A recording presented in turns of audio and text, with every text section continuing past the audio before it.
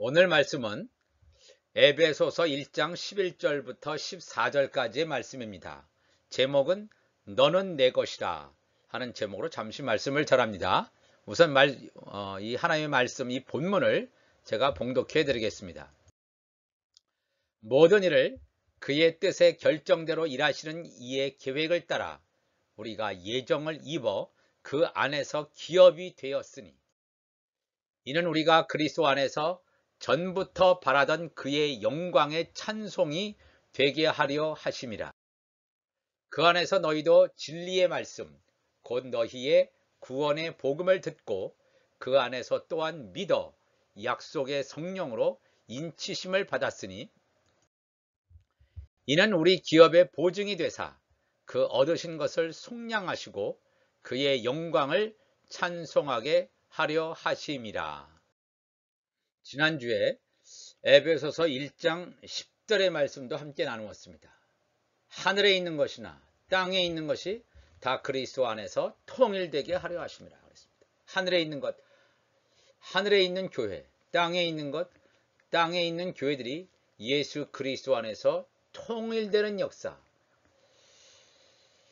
하나님께서는 이 땅에 살고 있는 사람들에 대한 원대한 계획이 있음을 말씀하셨습니다.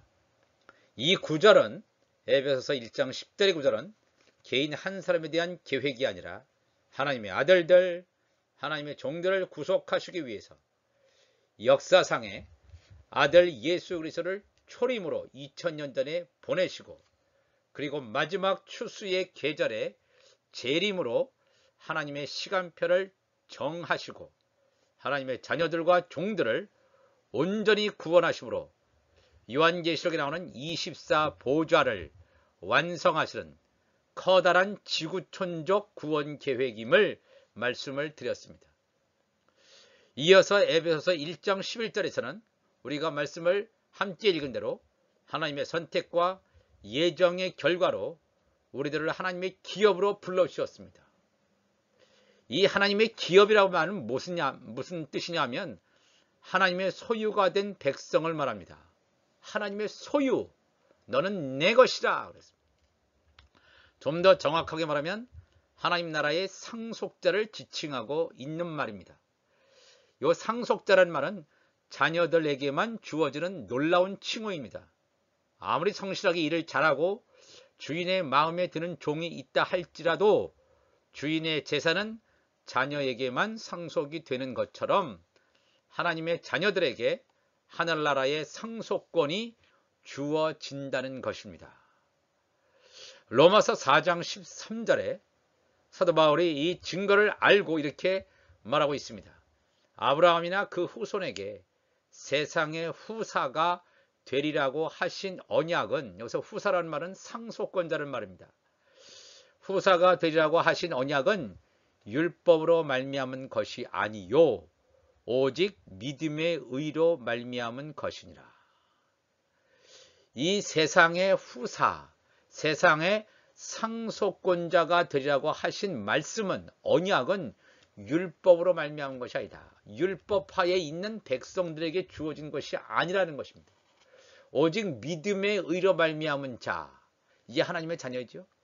그래서 계속해서 로마서 4장 14절에 만일 율법에 속한 자들이 후사이면 믿음은 헛것이 되고 약속은 폐하여 졌느니라. 놀라운 말씀을 바울이 하고 있습니다. 율법에 속한 자, 하나님께서 이 모세를 통해서 율법을 주셨습니다. 율법도 하나님의 말씀이기는 분명합니다. 그런데 율법에 속한 자들이 하나님의 자녀들이라면, 이들이 하나님의 상속권자라면 믿음은 헛것이 되고 약속은 폐하여졌다 그랬습니다. 종들이 상속자라면 믿음은 헛것이 되고 약속은 폐하여졌다는 것입니다. 종들이 아들이 될 수 없습니다. 또 아들이 종이 될 수도 없습니다. 그러니까 율법에 속한 자들은 하나님 나라의 상속권자가 아닙니다. 율법에 속한 자들은 땅에 속한 교회, 하나님의 종들을 가리키는 말씀이 되겠습니다. 그러니까 하나님 나라의 상속권자는 하나님에게, 자녀에게 주어지는 것임을 분명히 말하고 있습니다.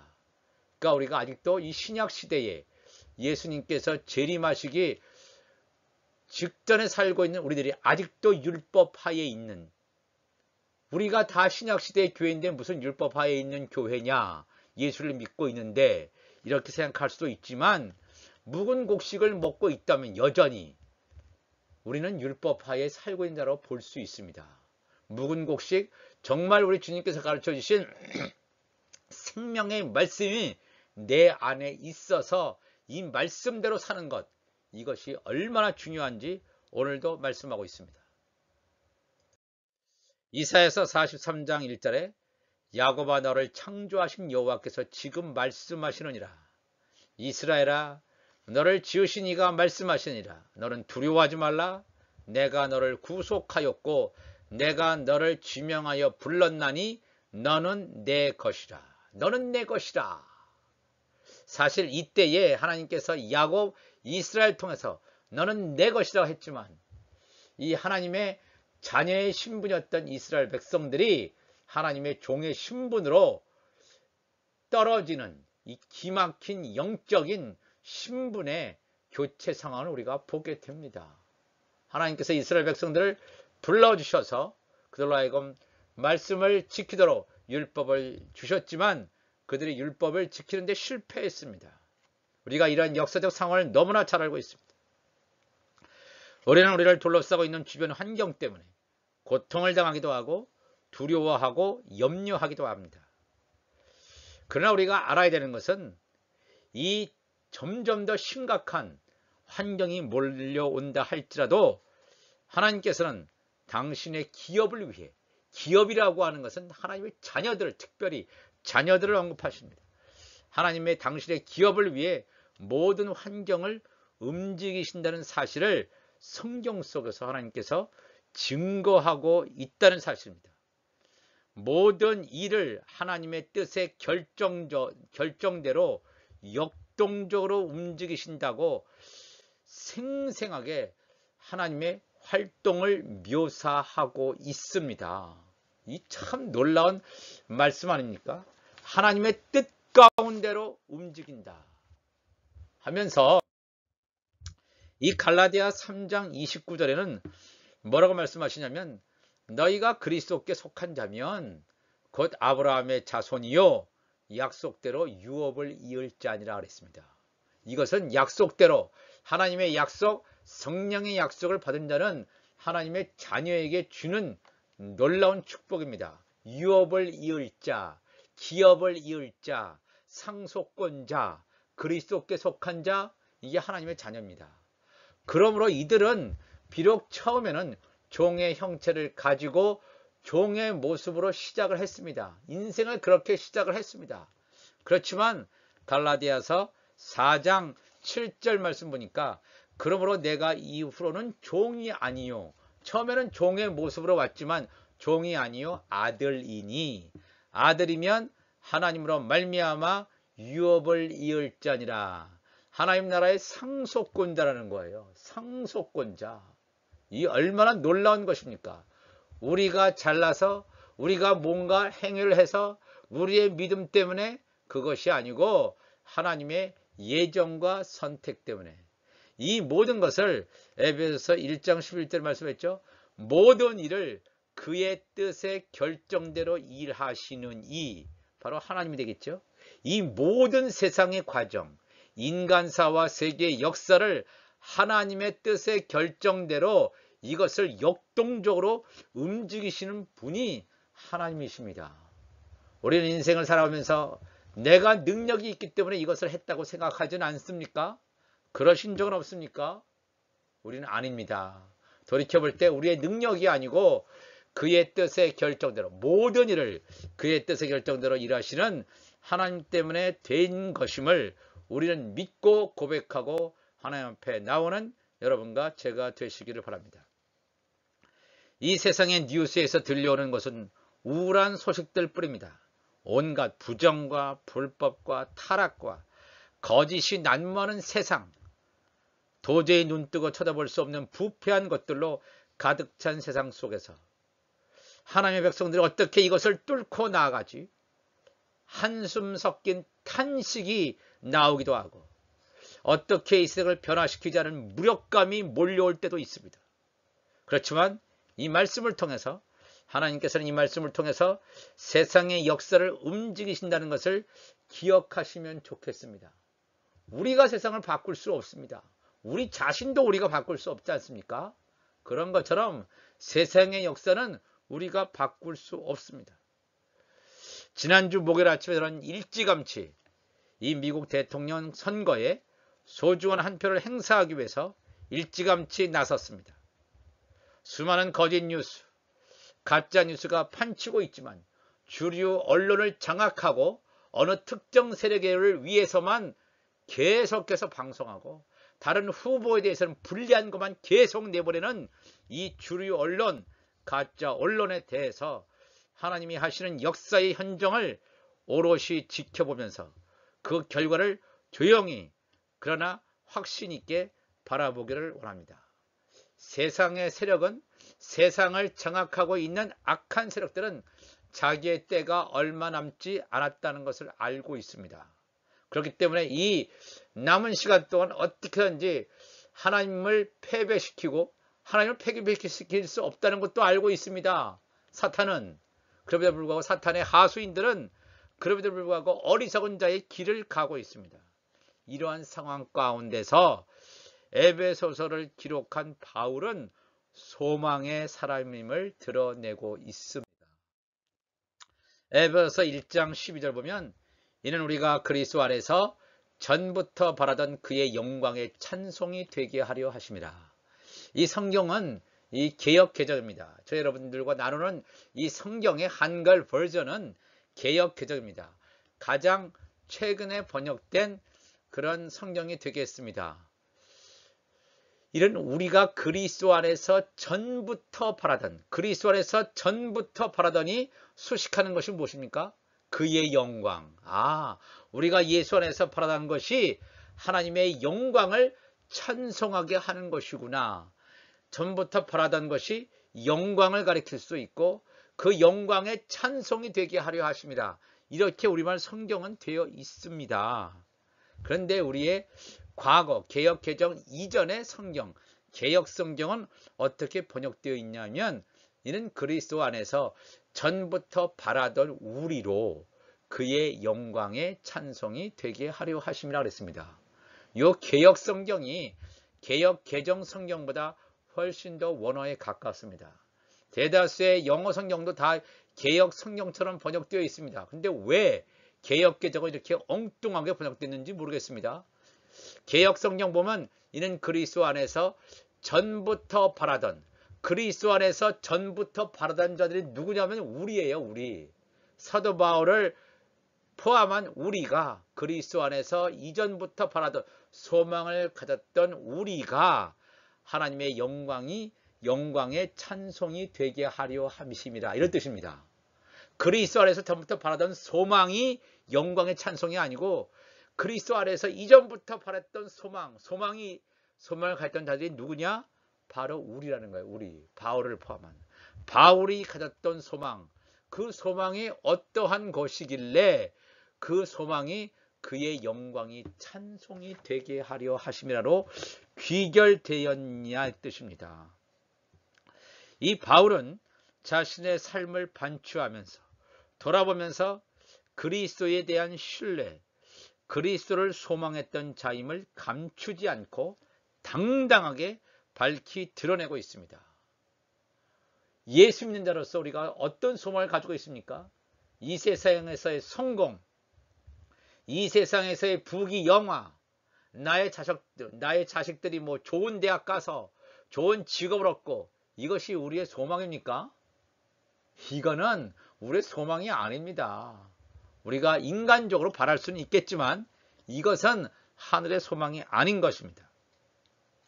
현재의 암울한 현실 앞에 맞닥뜨릴 때 이전에 가지고 있던 내면에 숨겨져 있던 예수 그리스도에 대한 소망이 없었다면 현실의 벽 앞에 무너져 버렸을 것입니다. 그렇습니다.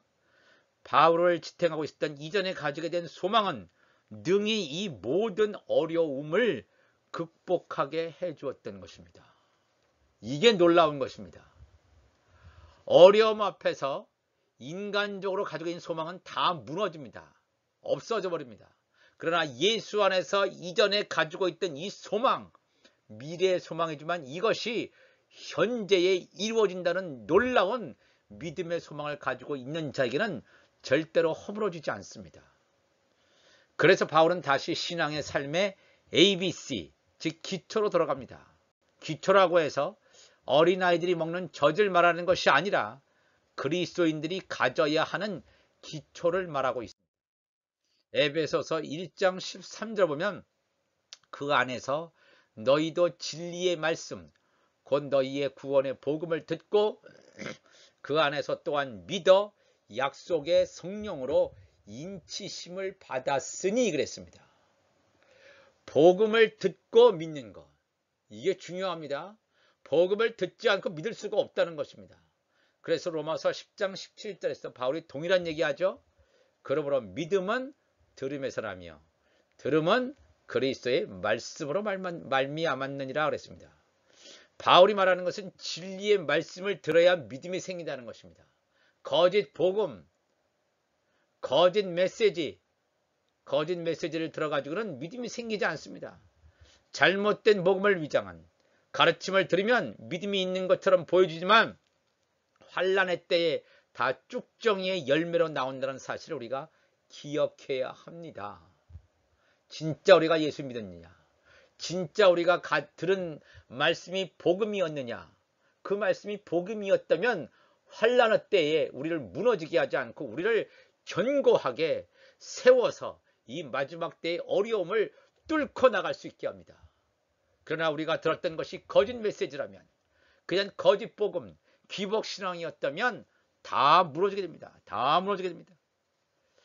그래서 갈라디아서 6장 7절에도 스스로 속이지 말라. 하나님은 업신여김을 받지 아니하시나니 사람이 무엇으로 심든지 그대로 거두리라. 자기의 육체를 위하여 심는 자는 육체로부터 썩어질 것을 거두고 성령을 위하여 심는 자는 성령으로부터 영생을 거두리라. 아멘.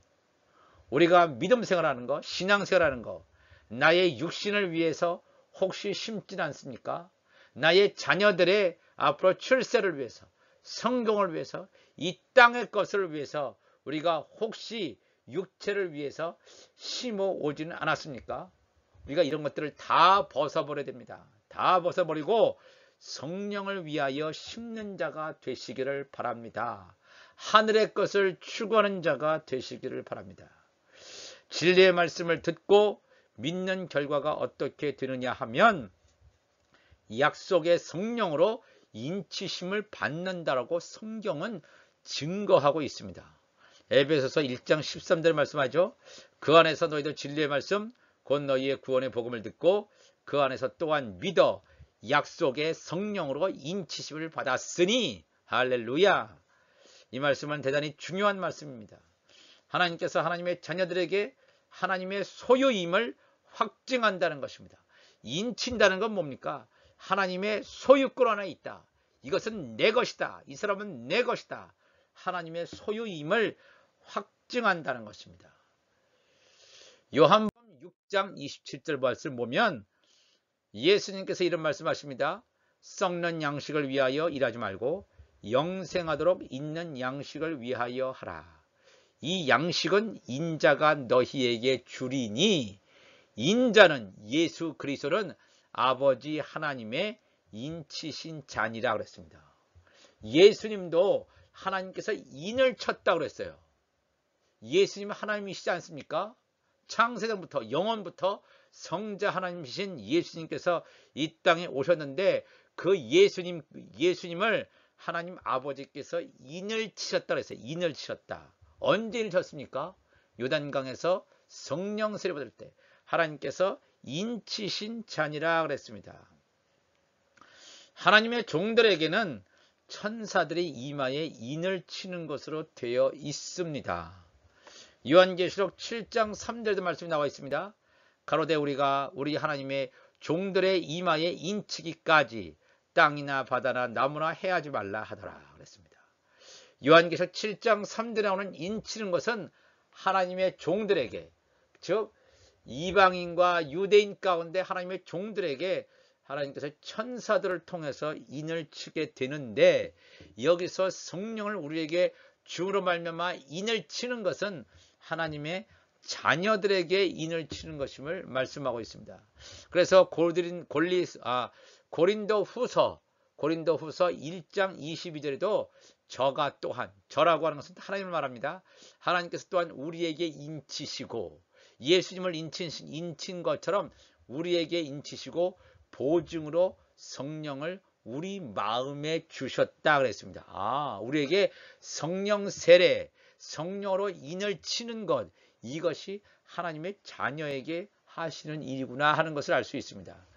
고린도후서 5장 5절에도 곧 이것을 우리에게 이루게 하시고 보증으로 성령을 우리에게 주신 이는 하나님이시니라 그랬습니다. 하나님께서 하나님의 자녀들에게 인을 치시는구나. 우리 마음 가운데 하나님의 성령을 보내셔서, 이것이 성령 세례입니다. 그리스도의 할례입니다. 우리의 육이 벗겨지고 우리 안에 하나님의 생명수의 강이 흐르는, 그래서 이 광야의 길이 나고 사막의 강이 생기는 놀라운 새 생명의 역사를 하나님께서 이루시는 줄 분명히 믿습니다. 그래서 에베소서 1장 14절은 이는 우리 기업의 보증이 되사, 이는 뭐예요? 성령께서 우리 기업의 보증이 되사 그 얻으신 것을 속량하시고 그의 영광을 찬송하게 하려 하심이라. 우리 기업의 보증이 되었다. 여기서 보증이라고 하는 것은 무슨 뜻이냐면, 그러니까 그 헬라 원어로 보면 아라본이란 말인데, 이 말씀은 뭐냐면 거래를 마무리하기 위해서 보증으로 지불하는 첫 번째 할부금을 말합니다. 또는 이 자산을 첫 번째 자산을 의미합니다. 거래가 온전히 마무리되었다는 것입니다. 이 첫 번째 할부금을 주로 말미암아 거래가 완전히 종결되었고 마무리되었다. 다시 취소할 수 없다는 것입니다. 즉 성령의 인을 받았다는 것은 우리가 하나님 나라의 상속자임을 하나님께서 확증했다는 것입니다. 성령 세례를 하나님께서 자녀들에게 주시고 이 성령 세례를 다시 걷어가시는 것이 아닙니다. 그래서 히브리서 6장 17절에도 하나님은 약속을 기업으로 받는 자들에게, 성령의 약속을 기업으로 받는 자들, 하나님의 자녀들에게 그 뜻이 변치 아니함을 충분히 나타내시려고 그 일의 맹세로 보증하셨다고 했어요. 하나님보다 더 위대하신 분이 없잖아요. 그러니까 하나님께서 하나님 자신의 이름을 거시고 보증했어요. 약속을 받은 자, 하나님의 자녀들에게 뜻이 변치 않다. 너희들은 하나님의 자녀, 내가 너희들을 인쳤다는 거예요. 놀라운 것입니다. 그래서 에베소서 1장 14절에 그 얻으신 것을 속량하시고, 이 얻으셨다는 건 뭐냐면 엄청난 노력을 가지고 획득되어졌어요. 누가? 우리가, 하나님의 자녀들이 예수님의 피값, 말로 다 할 수 없는 이 생의 억만금을 주고도 살 수 없는 그 예수 그리스도의 존귀하신 보혈의 피라고 하는 값비싼 대가를 치르고서 하나님께서 우리를 사셨단 말입니다. 그 얻으신 것을 속량하시고 그랬습니다. 속량하시고. 우리가 하나님의 소유가 되는 하나님 나라의 상속권자인데, 그렇다면 이것의 권리가 언제까지 지속되느냐 이거예요. 우리가 하나님의 자녀가 되었습니다. 감사합니다. 할렐루야. 혹시 이 하나님의 자녀의 상속권, 이것이 혹시 취소되지는 않는가? 성경은 우리에게 말하고 있습니다. 얻으신 것을 속량하시고 라고 우리말 가운데는 번역을 했는데, 이 말씀을 그렇게 번역해서는 안 되고, 이것의 권리가 언제까지 지속되냐면 하나님께서 예수 그리스도를 값으로 사신 후에 우리의 미래의 구속의 날까지 계속된다는 것입니다. 하나님께서 우리를 사셨지요. 하나님의 자녀로 선택했습니다. 그렇다면 이 하나님의 것 인침의 역사의 유효권은 언제냐? 우리가 신령한 몸으로 부활하여 공중 재림하는 시기까지 계속된다는 것입니다. 영어 성경은 다 이렇게 번역하고 있습니다. 킹 제임스 버전부터 시작해서 Until the redemption of the purchased possession, 예수 그리스도께서 값주고 사신 소유물의 구속의 날까지, 구속의 날까지 우리가 공정절임에서 예수 그리스도의 몸으로서 예수 그리스도의 존귀하신 이 머리에 달라붙는 그 날까지라고 분명히 성경은 우리에게 말씀하시고 있습니다. 그래서 로마서 8장 23절에도 그뿐 아니라 또한 우리 곧 성령의 처음 익은 열매를 받은 우리까지도 속으로 탄식하여 양자될 것, 곧 우리 몸의 속량을 기다리니라. 우리 마음의 속량은 뭐예요? 하나님의 자녀로 우리가 선택을 받았지만 이 속량이 완전하게 마무리되는 것은 우리가 이 마지막 때의 공중절임에서 휴거됨으로 말미암아 그 예수 그리스도의 공중 혼인잔치에 참여하는 우리 몸의 속량을 그래서 우리가 기다리는 것입니다. 하나님의 자녀들은 기다리는 거예요. 성령의 처음 익은 열매를 받은 하나님의 자녀들은 그때까지 기다리는 것입니다. 그때까지 하나님의 성령이 인쳐 있기 때문에 우리의 성령의 이 인을 무시하거나 제거시키거나 뗄 자가 아무도 없다는 사실을 우리가 기억해야 됩니다. 또 에베소서 4장 3절에 또 말씀하십니다. 그렇기 때문에 하나님의 자녀들아, 하나님의 성령을 근심하게 하지 말라. 하나님의 성령께서 우리에게 말씀하셨을 때 우리가 그 말씀에 순종하는 하나님의 자녀들이 되시기를 바랍니다. 하나님의 성령께서 우리 가운데 임하셔서 우리에게 소곤소곤 말씀하셔도 우리가 이것을 민감하게 인식하고 깨닫고 나가는 여러분과 제가 되시기 바랍니다. 하나님의 성령을 근심하게 하지 말라. 그 안에서 너희가 구속의 날까지 인치심을 받았다 그랬어요. 언제까지요? 당장 끌어지는 것이 아니라 구속의 날까지, 우리가 신령한 몸을 입고 휴거되는 그 날까지, 구속의 날까지 인치심을 받았다. 인치심이 그래서 이 효력이 끝나는 것이 아님을 성경은 곳곳에서 증거해 주고 있습니다. 이런 놀라운 하나님 나라의 기업으로 우리 마음에 하나님의 성령으로 인을 맞은 사람들은 당연하게 그래서 어떻게 됩니까? 하나님의 영광을 찬송하는 자로 살아가야 된다는 것입니다. 오늘 읽은 말씀에도 에베소서 1장 11절에서 14절까지의 말씀에서도 두 번씩이나 이렇게 말합니다. 하나님의 영광을 찬송한다. 하나님의 영광을 찬송한다. 우리가 이 하나님의 영광을 찬송한다는 게 그냥 찬송가를 부른다는 게 아니고 이 하나님 말씀을 들었으면 이 메시지를 만방에 전하는 증인의 삶을 살아야 된다. 그런 뜻입니다. 증인의 삶을, 하나님께서 나에게 베풀어 주신 그 은혜를 우리가 자랑하지 않을 수 없습니다. 하늘에서 이루어진 하나님의 뜻이 이 땅 가운데서 풀어져서 온전히 이루어짐으로 말미암아 하나님의 아들들 종들이 한 영혼도 빠짐없이 거두어지는 것을 그것만을 위해서 우리가 증인의 삶을 살아가시는 여러분과 제가 되시기 바랍니다. 이 마지막 때에 두 증인으로 선택되어서 살아간다는 것은 놀라운 축복입니다. 두 증인, 하나님의 아들들, 종들, 이 두 증인인데 특별히 하나님의 자녀로 부름받은 사람들은 이 7년 풍년 기간 동안에 이 하나님의 말씀을 우리의 그릇에 온전하게 담음으로 말미암아 이 마지막 때의 전 3년 반, 7년 흉년의 전 3년 반 기간 동안에 열방의 하나님의 말씀을 전함으로 말미암아 열방이 회복되는 놀라운 역사를 우리 두 눈으로 지켜볼 때가 임박한 가운데 있습니다. 자신의 영적 정체성을 명확히 깨닫고 하나님께서 우리에게 맡겨주신 증인의 삶을 통해서 하나님께서 주신 사명을 감당하시는 하나님의 소유된 성령의 인침을 받은 하나님의 자녀들이 되시기를 주님의 이름으로 간절히 축복합니다. 다 같이 기도하시겠습니다. 하나님 아버지 감사합니다.